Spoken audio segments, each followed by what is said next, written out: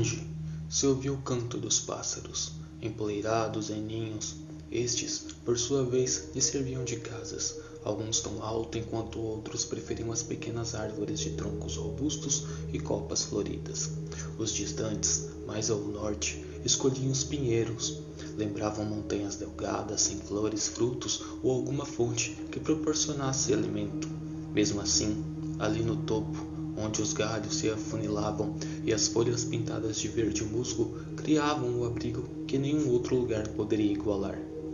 Os refugiados na cidade percorriam uma longa jornada de sobrevivência.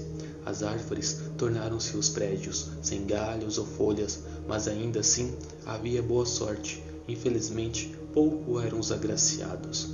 O diminuto pardal, bem-aventurado, partia para o ninho recém-construído. Trazia junto de si, para ser mais exato, atrelado ao bico, um ramo de capim. Voava abaixo de arbusto em arbusto, de muro em muro, de janela em janela. Gabriela não o viu passar, mas se estivesse de olhos abertos, perceberia que a pequena ave lhe observava. Sentada no parapeito da janela, não se demorou e logo partiu, indo mais a oeste, terminar aquilo que começou. Luzia então alva luz do amanhã. Assim que abriu os olhos, Gabriela foi surpreendida pela única lâmpada pendurada no teto engessado. A fraca luz, misturada ao branco gelo das paredes, lhe embrulhou o estômago. Quando deu conta, uma mulher lhe examinava, anotando coisas apressadas na prancheta em sua posse. Trajava como uma enfermeira, máscara, touca, luva e o costumeiro jaleco, que de branco não tinha nada. O corpo pesou, cansou e os olhos se fecharam.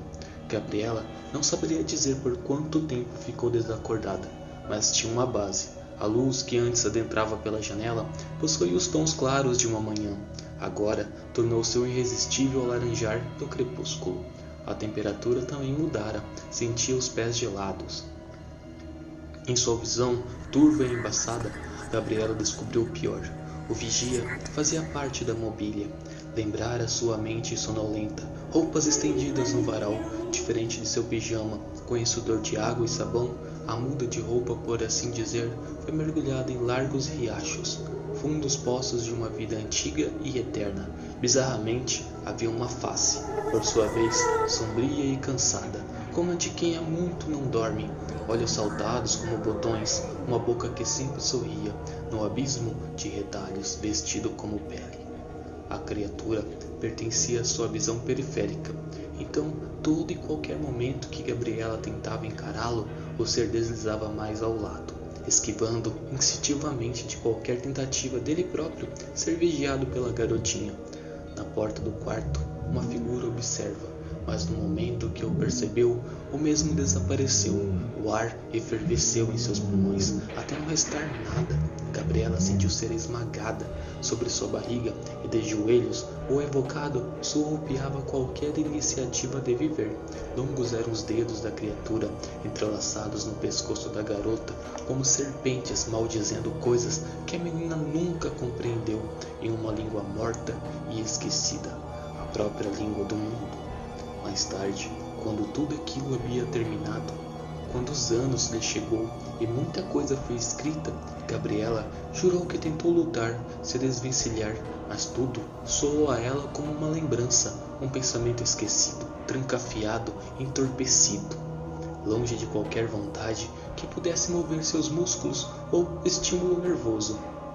Encarou o sorriso acima de si, alegre como de uma criança malcriada. Os largos olhos pareciam sorrir, dentes cerrados engolindo o globo ocular, restando um fosso abissal, o precipício das almas. Gabriela imaginou-se cair em sua tentação, mergulhar no fundo do breu. No fundo havia as chamas escarlates, dançantes, liberando poucas fagulhas. Estas subiam escapando pelos olhos do evocado. Do lado de fora, nas casas, prédios, ruas, iam sendo acortinados por uma noite esfumaçada. Nuvens de chuva beirando o horizonte, elaborando por detrás de trovoadas o levante aos poucos senhores da terra. Instigadas e açoitadas pelo vigia, por sua vez, mantinha guarda por debaixo da arcada da porta. Gabriela sentiu o corpo estremecer, recuar no fundo do leito, tornando-se uma com o colchão duro. Pensou em gritar, tudo que teve foi o ar exalado dos pulmões, subiu quente e azedo, então desapareceu acima de sua cabeça, engolido pela criatura. Novamente adormeceu. Desta vez nada sonhou. Assim que acordou, encarou toda a fonte de luz, a lâmpada amarelada e velha, pendurada no teto, presa por uma linha estética, semelhante à própria Gabriela. Assim sendo, criou-se afeição ao objeto e o respeitou como um igual. Chovia do lado de fora, a janela fechada, apedrejada pelo granizo e as gotas robustas. Conturbada, percebeu que seu próprio pai dormia a seu lado, sentado na pequena e velha poltrona, com ambas as mãos na posse de um pardo envelope. Gabriela afagou as madeixas, fios duros tingidos de castanho. Naquele momento, ela se sentiu feliz, ao mesmo tempo triste. Não via a própria mãe que lhe trouxe ao mundo. Balançou a cabeça, se desfazendo de qualquer pensamento complementar que não fosse relevante. Encarou a parte paterna de si. Lembrou-se de quando era criança, dos dias em que aquele homem havia se tornado um exímio contador de histórias na hora de dormir. Pelo menos algo de bom. Foi pega pela própria curiosidade. Estranho, papai com envelope. Nem mesmo em casa ouvi como antes. O que será que tem dentro? Permitiu pensar e discorrer sobre as inúmeras e variadas hipóteses. Enfim, cansada disso, esticou o braço, com todo o cuidado que seu corpo lhe permitiu, apanhou para si o envelope. Havia medo em seu gesto, decorrente do despertar imaturo do pai. Exalou o ar aprisionado nos pulmões, suspirou profundamente com a face adormecida do homem na poltrona. Segura de si, Gabriela abriu o pardo invólucro.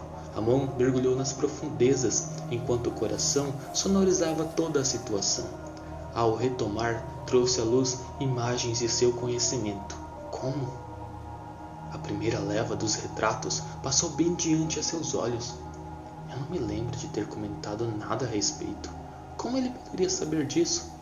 Será que em algum momento eu acabei contando? Sinceramente, não me lembro.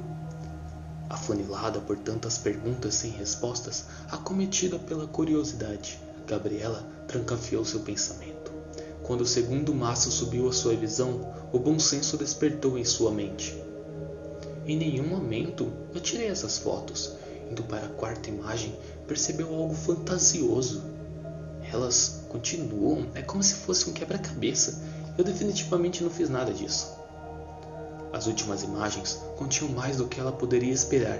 Imagens borradas de seu próprio quarto, outras com o branco estourado. Ainda assim, compactuavam de algo em comum. Era como ver a si mesma pintada na parede, descascando como tinta velha. O pai mantinha um sono quase perfeito. Por alguns momentos parecia resmungar, com algo invisível para depois silenciar qualquer intemperança. Gabriela esquadrinhou o quarto com sua visão, da janela à porta, da parede à poltrona.